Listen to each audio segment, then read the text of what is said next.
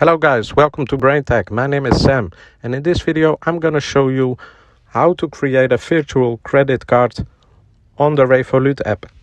So as you can see, I'm at the homepage of my app and we go to the sections cards and you click on it. Here you can see all my cards I have right now, and we want to click on add new. So here you can choose which kind of card you want. It's a debit card, so you can choose for a real card. They send it to your home address, or a virtual card. In this case, we want to create a new virtual card. You press on virtual card, you choose a color. There are many options. In this example, we choose the orange one, and you press on get virtual card for free. Here you can give it a name. So BrainTech card, and then you press on create a card.